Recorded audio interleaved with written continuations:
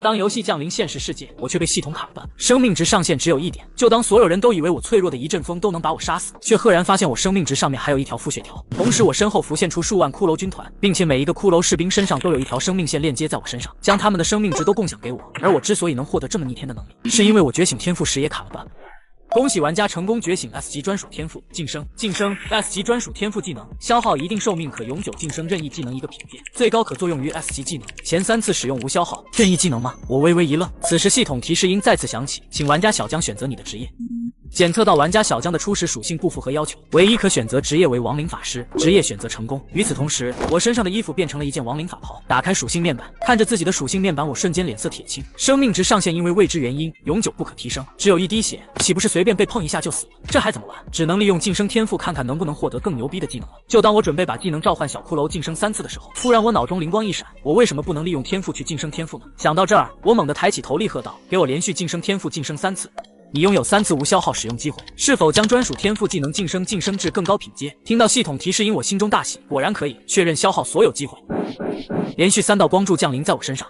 专属天赋技能晋升成功，连续晋升至更高品阶。恭喜玩家小江获得唯一竞技级专属天赋技能灾变，哈哈，赌赢了，还是唯一竞技级的，这个称谓一听就不简单。我迫不及待地点开天赋描述，灾变，唯一竞技级专属天赋技能，技能效果：1. 晋升，可将任意事物永久晋升1个品阶，无消耗；2. 升华，消耗一定资源，可将任意事物永久晋升2个品阶；3. 灾变，消耗一定寿命，可将任意事物永久晋升3个品阶，并为其附加灾变特性。品阶超越限制，不可探查，不可复制，不可掠夺，直至玩家小江彻底死亡后消失。灾变的恐怖效果看得我瞠目结舌，晋升1个品阶竟然直接没了消耗，晋升的目标更是从任意技能变为了任意事物，这也太夸张了。游戏中的钱、装备、技能，这些可都是事物，甚至是职业以及自己本身。既然这样，那就继续竞技天赋。然而这一次我的算盘落空了，技能晋升的光柱并未出现，冰冷的系统提示音响起，对不起，该技能品阶已超越限制，不可灾变。看来卡 bug 这种事有一次就足够了。正当我准备看一看自己的其他技能，系统提示音再次响起，你的唯一竞技级专属天赋灾变新增使用限制，灾变，唯一竞技级专属天赋技能，使用限制，不可作用于天赋本身，不可作用于玩家自身，不可作用于灾变特性，对同一目标重复使用将覆盖之前的晋升效果。提示，可无消耗使用灾变效果1次。我去，没能晋升不说，反而还多了4个使用限制。看来万界游戏已经将这个 bug 给修复了。不过自己多了1次无消耗使用灾变效果的机会，除了天赋和自身，那么最值得提升的便只有这个了。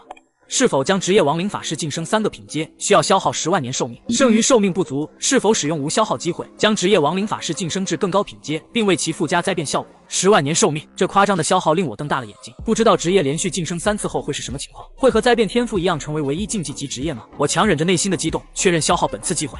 你的职业亡灵法师成功晋升至更高品阶，恭喜玩家小江转职为专属隐藏职业死亡主宰。你学会了新技能生命连接召唤增幅，你获得专属物品死亡之书，你的专属隐藏职业死亡主宰新增灾变效果。这个灾变特性相当于给我的职业额外附加了3个词条，虽说如今只开启了1条，但却已经足够恐怖。所有技能效果翻倍，这是什么概念？我已经迫不及待想要试一试自己的实力了。随着倒计时的结束，我被传送到了新手村。我抬手释放召唤骷髅技能，下一刻，我的身旁出现了一团淡灰色的漩涡，随后2只1.5米的骷髅并肩从漩涡中走出。如今在召唤增幅和灾变的双重加成下，2只小骷髅的属性直接翻了4倍。更恐怖的是，只要技能冷却后，我最高可以同时召唤10只小骷髅。此时新手村门口已经聚集了很多人，都在寻找队伍。虽说新手村是给玩家适应游戏的，但这里的怪物可一点都不简单。走地鸡等级，生命值100，攻击力10，物理防御，魔法防御，不会真有人打不过鸡吧？就连村口最低级的走地鸡都有击杀单个玩家的实力。短短10多秒，我就看到外面亮起了数十道白光，显然真有人连走地鸡都打不过。若是没有卡 bug， 这玩意儿一次攻击能杀我10次。但是我并不准备在这里练级，人太多容易暴露自己的实力。如今我能召唤10只强力骷髅，自然要去没人的高等级练级点。很快，在2只小骷髅的保护下，我穿过了1级练级点，来到2级怪区域。红眼兔，等级2，生命值150，攻击力15，物理防御7，魔法防御7，小心他跳起来顶你的牛子。这里的玩家一下子少了许多。现阶段赶来这里刷怪的，除了觉醒为级以上天赋的玩家外，就只有一些已经组好的小队。也许还有红眼兔喜欢顶牛子的原因。我已经看到2个坦克玩家被顶得蜷缩在地了。万界游戏是真实的世界，自然是100%的痛觉。我光是看都忍不住倒吸一口凉气。只要是男人，就没有不怕这种攻击的。幸好自己不用亲自动手。我一边继续前进，一边操控2只小骷髅开始清怪。没了玩家大军，我想要进入更高级的地图，不可避免会引到一些红眼兔。小骷髅没有牛子，毫不畏惧地提着锈迹斑斑的铁剑，径直就朝红眼兔砍了过去。负13， -15、-11，击杀2级红眼兔，额外获得50%越级加成，经验值加3点。看来升到1级并不难。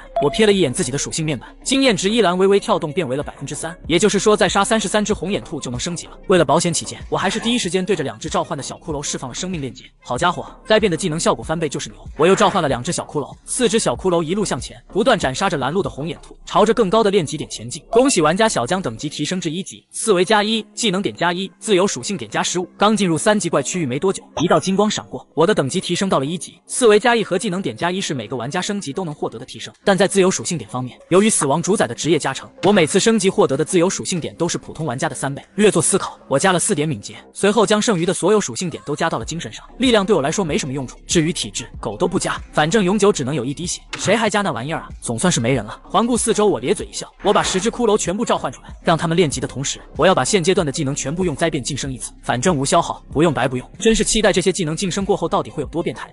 你的 F 级技能召唤小骷髅成功晋升为1级技能召唤骷髅，你的 F 级技能灼烧成功晋升为1级技能灼烧，你的 A 级技能生命链接成功晋升为 S 级技能生命共享。生命共享被动技能5等级，技能效果你与自己召唤的所有亡灵生物单向共享生命值。牛啊！看着生命共享简单的介绍，我忍不住惊呼出声。主动技能变为了被动不说，而且共享的目标竟然变成了所有召唤物。此时我已经召唤出了10只 F 级的小骷髅，他们共享给我的生命值高达8000加，和我1滴血的生命值形成了强烈的反差。此时我都觉得自己有些变态了，永久1滴血，那咋了？我腹血条接近9000，而且我还没有召唤出刚刚升级后的1级骷髅，这还是法系职业 S 级天赋的坦克看了都得哭着举报自己开挂。我嘴角微扬，目光落在最后一个技能上。你的 S 级技能召唤增幅成功晋升为 SS 级技能死亡征兆，死亡征兆的技能效果整整提升了1倍。其余不提，召唤空间的上限变成了20，我距离召唤出骷髅军团的目标又近了一步。接着我心念一动，从背包中取出死亡之书，最后该晋升这玩意儿了。你的专属物品死亡之书成功晋升为死亡盛典，原本的死亡之书是法则之书，如今赫然变成了规则之书。看来死亡盛典到底有多强，还得自己的等级提升后才能看出端倪。使用灾变全方位白嫖后，我的实力已经与之前有了天壤之别。那么练级正式开始，我挥动法杖，释放刚刚升级的召唤骷髅技能。很快，20只骷髅便站在我面前。再看一眼他们的属性，这样的属性在现阶段来说绝对堪称豪华。接着我再看了眼自己的血条，嘴角抑制不住的微微上扬，然后我大手一挥，出发升级。骷髅们自动分为几个小队，开始杀戮，几乎无伤通过3级怪到5级怪的区域。我带着一众骷髅来到了第一个副本入口迷雾之森，我的目标是拿到这个副本的首通。一道金光闪过，我的等级也来到了3级。同时一只骷髅走上前来，双手捧着10多枚铜币，铜币之上还有一双血，不容易啊，总算是掉装备了。我收起铜币后，直接对这件普通装备使用灾变提示，是否确认无消耗将布鞋晋升1阶？确认。你获得了黑铁级装备双层布鞋，双层布鞋，鞋布甲5级，黑铁级，耐久度30%，护甲加6，移动速度加2%，双层防护更安心。5级装备我暂时还穿不上。收起来后，我伸出手触碰身前的传送门，提示迷雾之森中存在宝物，但也充斥着危机。你确定要独自挑战吗？确定。这是一个5人小副本，正常来说需要各个职业配合才能通过，不过我显然不需要。小队能有我的20只骷髅强吗？提示，请选择副本难度。万界游戏中的小型副本总共有4个难度，从易到难分别是普通、困难、噩梦、地狱级。开了这么大的挂，我自然要去最高难度看一看，反正死了也不过损失10%的经验值而已。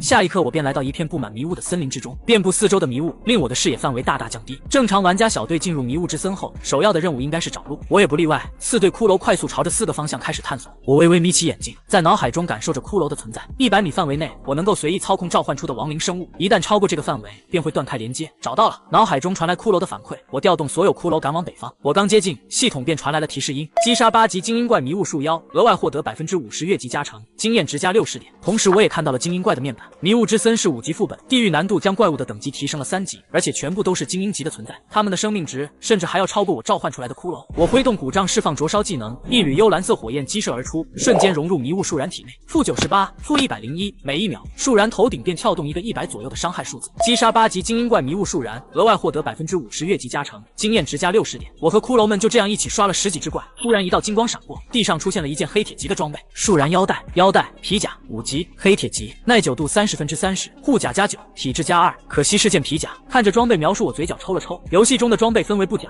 皮甲、锁甲以及板甲，各职业只能穿戴对应的甲类。我的职业死亡主宰刚好是布甲职业，虽然用不上，但好歹也能卖钱。我直接对树然腰带发动灾变，你获得了青铜级装备树然腰带，名字没有任何变化，但各项属性都有所提升。对比来看，铜级的青铜装备比黑铁装备强了50%左右。把装备收起来后，我继续帮助骷髅们清怪。我最想要的并不是装备，而是技能书。迷雾之森作为新手村的第一个副本，就是给玩家刷装备和技能书的地方。地狱难度的爆率自然要高很多。当金光闪过之时，我已经收获3件装备和2本技能书。恭喜玩家小江等级提升至4级，你获得黑铁级装备木质魔杖、蛇牙短柄、树然皮衣。你获得1级技能书缠绕、绞杀。5件物品，只有木质魔杖我5级后能用。使用灾变将装备和技能书全部晋升1阶后，我直接丢进背包。等这次副本刷完，其他玩家应该也开始刷副本了，正好卖给他们。我继续指挥骷髅朝着迷雾之森深处推进。当我找到第一个 BOSS 时，我的等级终于来到5级。在此期间，收获自然也不小，能用的装备总共有5件。除此之外，还有1本亡灵法师的技能书。然而，就是这本低级技能，竟是让我本就变态的实力再次提升了数倍。我心念一动，换出自己全新的属性面板，5件装备总共提升了13点精神属性，对于我来说聊胜于无。而召唤空间扩充原本是1级技能书，被我用灾变白嫖后提升到了D级。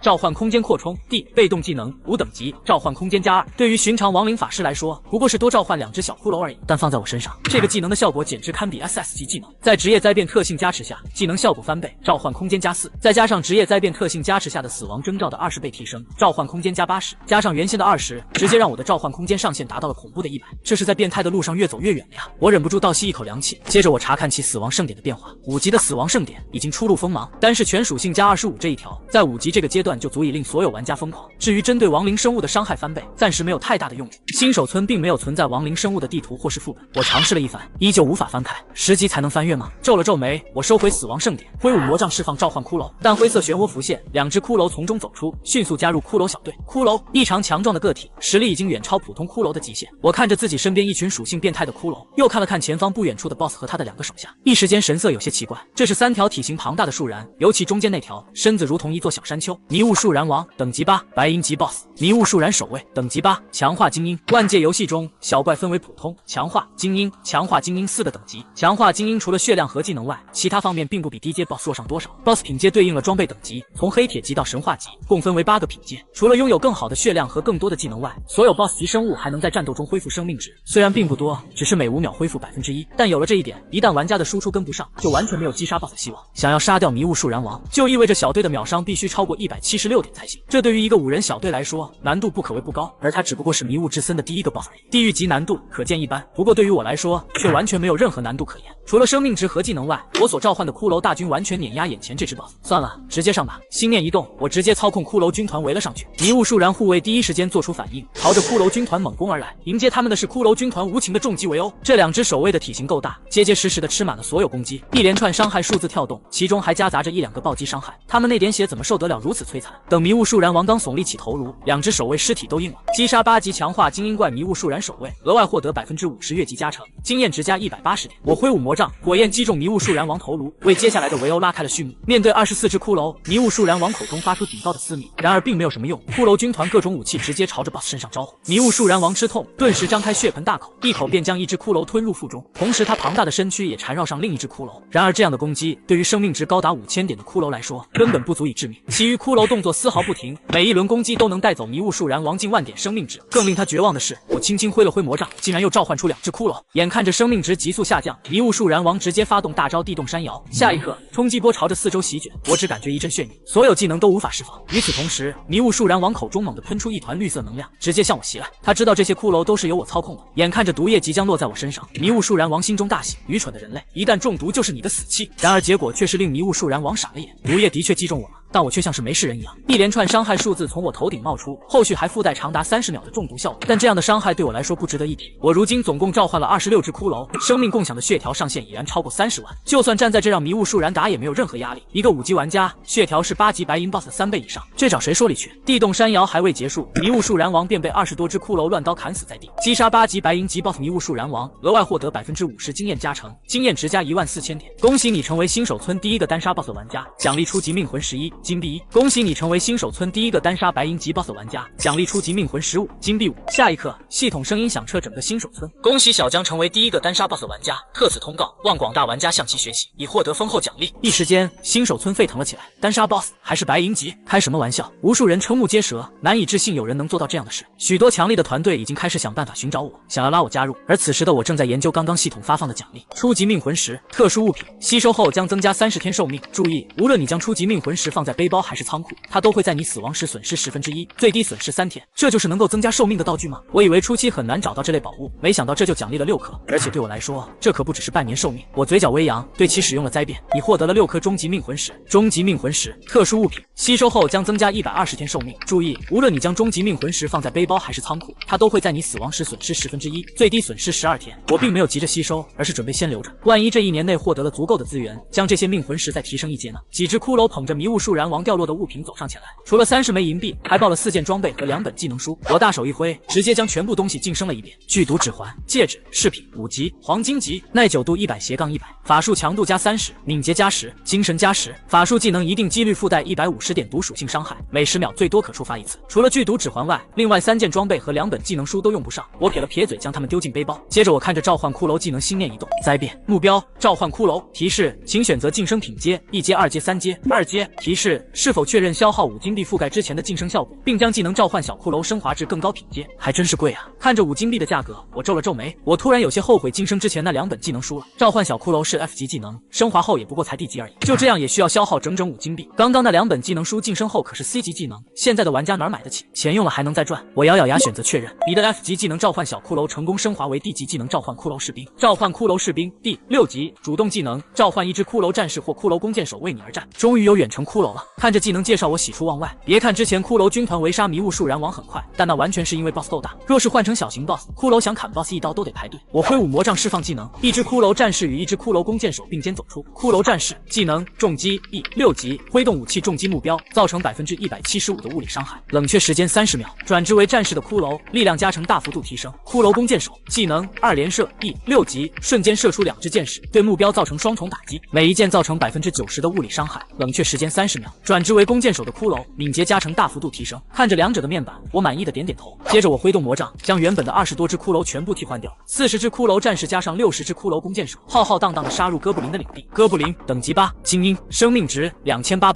攻击力96，物理防御58，魔法防御45，技能投掷。这些绿皮矮子是这里的原住民，他们会攻击每一个进入领地的生物。骷髅战士3刀1个，骷髅弓箭手4件1支。这些哥布林毫无抵抗之力，堂堂地狱级难度副本，硬是被我刷出了春游的感觉。我索性打开了聊天频道，看看有没有值得注意的信息。本人准备建立霸业工会，一同探索万界游戏，有意者联系。不是哥们，进了游戏还想招人打工 ？S 级天赋够不够？面对质疑，宏图霸业直接将自己的天赋贴了出来。天生领导者 S 级专属天赋技能，你可以免费建立一个工会，工会成员获得经验值加成20%，怪物掉落加成20%，攻击力法术强度加成20%，工会综合实力越强，对你的提升越大。哥，亲哥，我要加入。我也有些惊讶，万界中还真是什么样的天赋都有。这时聊天频道突然跳出一条置顶消息：小江兄弟，可否通过一下好友申请，有钥匙相商？这是谁的部下？我刷了这么久的怪，连100铜币都没有，他竟然用1金币来置顶消息。富甲天下，有没有兴趣来我霸业工会？副会长的位置非你莫属。万界游戏这才开启多久？这个富甲天下这么有钱，那就说明他的天赋很有可能与钱有关。这样的人正是宏图霸业想要招揽的。然而富甲天下再也没有说话。宏图霸业见状眉头紧锁，不给我面子，等出了新手村，可别栽在我手里。还有这个小江，我倒要看看你能有多强。宏图霸业原本只是一个无业游女，觉醒了 S 级天生领导者这个天赋后，他便认为自己是这个世界的主角。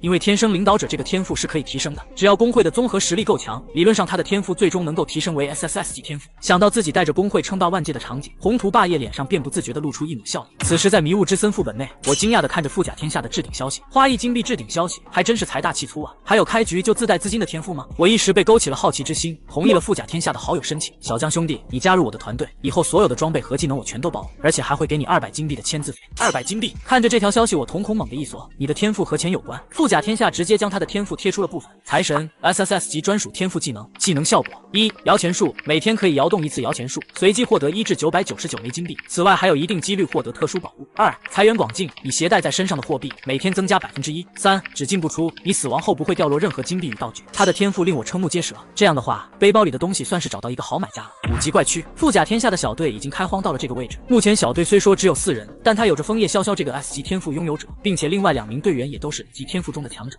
将自己的部分天赋效果发给我后，富甲天下嘴角扬起一抹微笑，他自信亮出天赋后能够吸引到我。然而下一刻，富甲天下的笑容就僵在了脸上。不好意思，我这个人喜欢自己行动，不过你有没有兴趣做笔交易？什么交易？看到这句话，富甲天下顿时来了兴趣，他如今穷的只剩下钱了。第一次摇动摇钱树就得到了500多枚金币，这么庞大一笔财富，在现阶段还真是想花都没地方花。新手村中虽然也有一些 NPC 开的商铺，但那些商铺卖的东西最强也就是普通级的装备和寻常消耗品。小将单杀了白银级 BOSS， 肯定爆出了一些好东西。我这儿有一批用不上上的装备和技能书，你的团队应该需要一批。富甲天下瞳孔猛地一缩，有多少我全都要了，比你想象中要多。等我忙完了再通知你交易。好，那我就静候小江兄弟通知。关闭聊天窗口，富甲天下脸上再次露出笑容。枫叶，很快你就有极品装备了。富甲天下突然拍了拍枫叶潇潇的肩膀，后者微微一愣，还没开口，一旁却传来了队友的惊呼：枫叶大哥，快，这里刷新了1只 BOSS， 是青铜级的。与此同时，4级怪区也刷新出1只 BOSS。短短几分钟时间，霸业工会已经招收了数百名成员，其中绝大部分还在1到3级的区域。不过宏图霸业对此毫不在乎，他招人主打一个随心所欲，只要没招满就往死里招。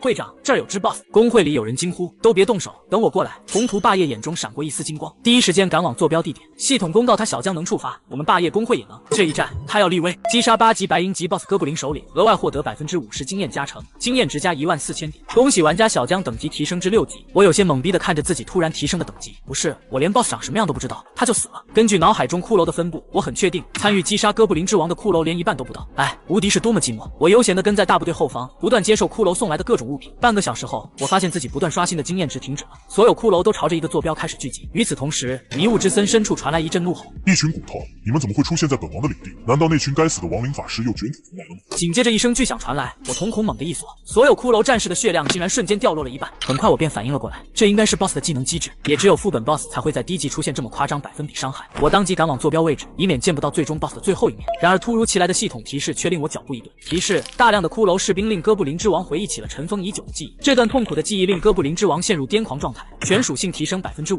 迷雾之森出口关闭，唯有击杀哥布林之王才能离开副本。2分钟内击杀哥布林之王将触发迷雾之森副本的隐藏剧情。我微微一愣，没想到骷髅军团竟然能够触发隐藏剧情。既然隐藏剧情和亡灵法师有关，那肯定就有自己能用的好东西。很快我就来到哥布林之王所在之地，这是一只异常强壮的哥布林，他挥舞着手中的木棒与骷髅军团展开激战。骷髅军团配合默契，纵然哥布林之王有着癫狂状态的加持，依旧被强大的骷髅军团打得节节败退。令我惊讶的是，这家伙竟然是一只有名字的 BOSS。哥布林之王雷吉，癫狂状态，全属性提升50%，等级8，黄金级 BOSS。雷吉尘封已久的痛苦回忆令他陷入癫狂，唯有彻底杀掉迷雾之森内的所有外来者才能平息。请注意，你复活后依旧会被他追杀。癫狂状态的雷吉对于现阶段的玩家来说绝对是无敌的存在，高达327000的血条，意味着他每5秒将恢复3270点血。你们这群肮脏的臭虫！雷吉仰天长啸，手中木棒猛然砸向地面，雷光乍现，瞬间席卷方圆30米的巨大范围，所有骷髅战士的血条瞬间降低1截。这样的伤害完全可以秒杀现阶段的玩家，而且这还是大范围 AoE 伤害。但是对于骷髅战士来说却远远不够看。我目光一凝，再次召唤出2只满状态的骷髅战士，7、8只骷髅战士扬起古剑，朝着雷吉重重斩下。强大的力量将雷吉击退，他的生命值更是直接掉落1万多点。然而这只是开始，前列的骷髅战士迅速收剑，并瞬间后侧让开身位，又是7、8只骷髅战士上前。与此同时，大后方的骷髅弓箭手动作整齐划一，无数箭矢瞬间冲天而起，瞬间将雷吉射成刺猬。这一波直接打掉了雷吉超过5万点血。面对接二连三的攻击，雷吉被打得节节败退，一时间只觉得脑子嗡嗡的。短短10秒，雷吉的生命值便只剩下1半。只见他挥动木棒逼退几只骷髅战士，随后仰天咆哮：我族勇士，将这些肮脏的骨头给本王砸成碎片。话音落下，一道漩涡传送门开启，10只正常人体型的哥布林提着武器冲了出来。这些哥布林勇士的瞳孔布满血丝，小怪也癫狂了。我定睛看去，哥布林勇士癫狂状态，全属性提升50%，等级8，强化精英。哥布林一族少有的勇士，他们只听从哥布林之王的命令。趁着哥布林勇士挡住骷髅战士的间隙，雷吉猛地看向我：该死的亡灵法师，我都带着族人躲进了迷雾之森，你们为何还不放过我？接着雷吉突然高高跃起，刹那间跨过数十米的距离，高举木棒猛地朝着我斩下。既然来了，就不要想走了。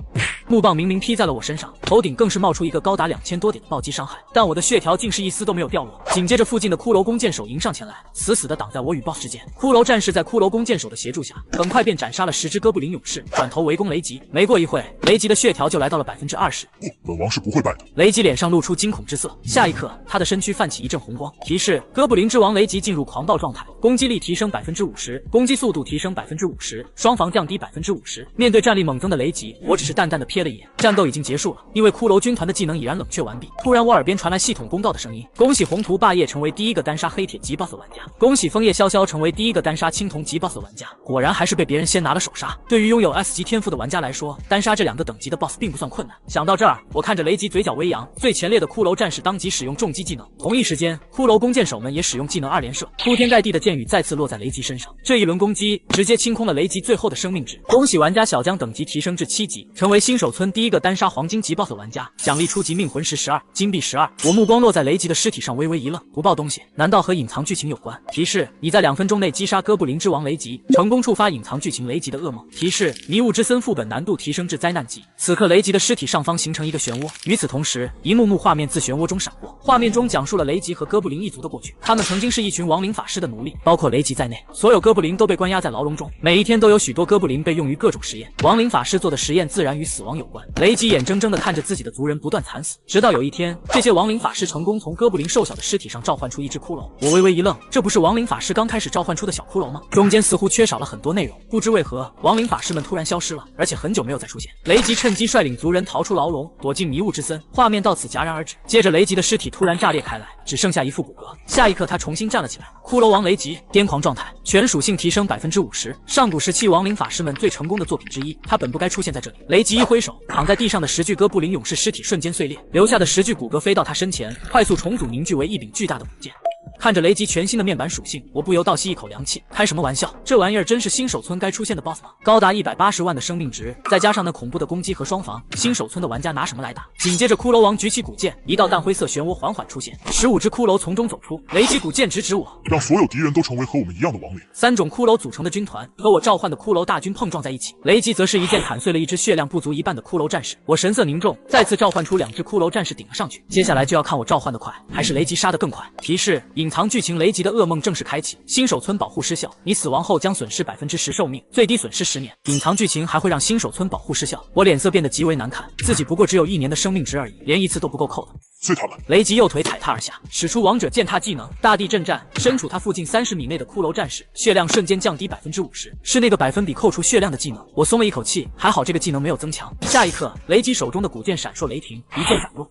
这一击直接秒杀了6只骷髅战士，我眉头紧锁，操控骷髅军团展开反击，同时身形不断后退，远离雷吉王者之月的攻击范围。随后挥舞魔杖，继续补充骷髅战士。升到7级后，我的法力值上限达到9560点，这最多也就召唤120只骷髅战士。我不由得皱起眉头，远远不够。成为骷髅王后，雷吉的防御力太高了，无论我如何计算，这一战的胜率都近乎于0，除非召唤骷髅士兵这个技能再次提升1级，并且获得强大的灾变特性。我当即拿出18颗终极命魂石，这里差不多可以增加6年寿命。心念一动，再次发动灾变。提示：是否确认消耗5年寿命，覆盖之前的升华效果，并将技能召唤小骷髅灾变至更高品阶。还好够了，我长松了一口气，没有犹豫，我直接吸收15颗终极命魂石，并且确认灾变。提示：该技能晋升至 C 级后，将出现3个分支，分别为召唤骷髅勇士、召唤骷髅射手以及召唤骷髅法师，请选择你想要晋升的方向。还有分支？我微微一愣。如今面对攻击力恐怖的雷吉，选择射手和法师都容易翻车。召唤骷髅勇士，你的 F 级技能召唤小骷髅成功灾变为 C 级技能召唤骷髅勇士，召唤骷髅勇士 C8级主动技能召唤一只骷髅勇士为你而战。灾变特性：骷髅勇士生命值上限提升至500%，攻击力提升100%。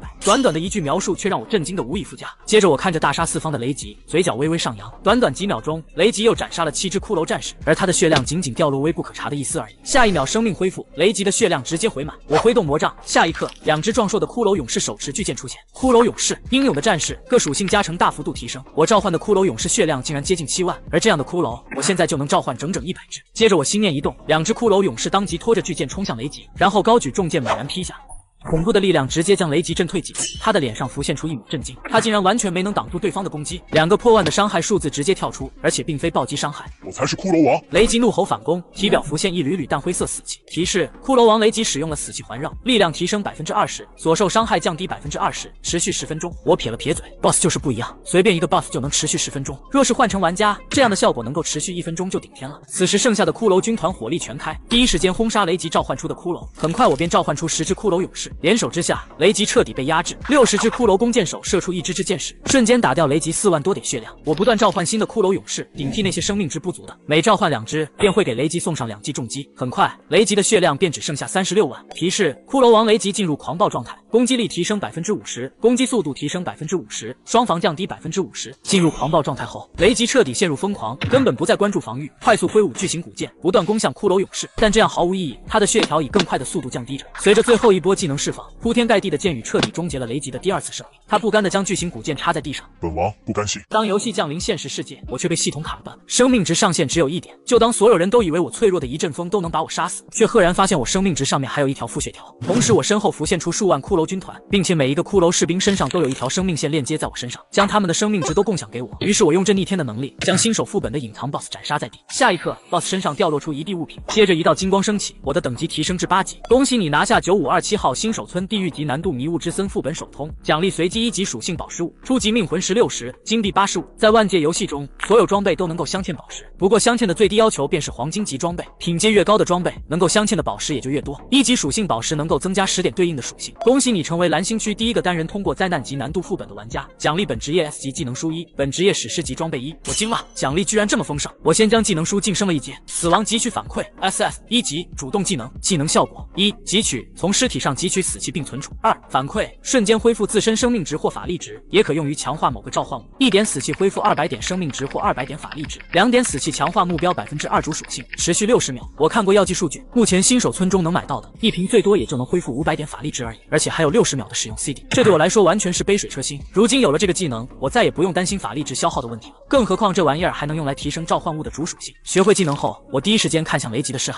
提示你成功从骷髅王雷吉的尸体中汲取到320点死气，你储存的死气值已达到上限，消耗后可继续汲取。接着我将目光落在了另一个奖励身上，这应该是蓝星第一件史诗级装备吧？王者低语法袍，上衣不甲，史诗级物品，未鉴定，可惜还需要鉴定。我叹了口气，史诗级装备的鉴定费用肯定不低，不过想到还有富甲天下那个土豪在等着买自己的东西，我顿时不再心痛。等鉴定之后再用灾变白嫖，将奖励的宝石和初级命魂石晋升之后，我突然一拍脑袋，金币是不是也能晋升？保险起见，我先用铜币试试。我手中的铜币闪烁一阵微光，你获得了12枚古铜币，晋升一阶不应该是银币吗？古铜币是什么鬼？古铜币，暂停流通的铜币，价值不明，在某些爱好收藏古币的人眼中，它应该能值10枚铜币。我嘴角抽了抽，将古铜币收回背包，还好先测试了一下。接着我走向雷吉的尸体，看一看他能出什么样的好东西。就在我大丰收之时，蓝星区玩家也迎来了首次全区公告，恭喜神龙帝国玩家小江成为蓝星区第一个单人通过灾难级副本的玩家，特此通告。蓝星各国全都惊呆了，我们新手村还没拿下普通级副本的首通，他怎么可能就通过了灾难级？这个世界被称为神境之地，意为神明禁止进入的地方。万界游戏可不仅仅只有蓝星玩家，宇宙万族都被同时拉进了这个游戏之中，而人族相比其他种族明显处于劣势，这才被放到神境之地。只有实力提升到一定程度才能走出这里，参与真正的万界游戏。神境之地四面环海，中央是一块巨大的大陆，各国玩家都在其中。此时我正收拾着雷吉掉落的物品，你获得暗金级装备王者项链、阴影之靴、骸骨巨剑、骸骨重铠，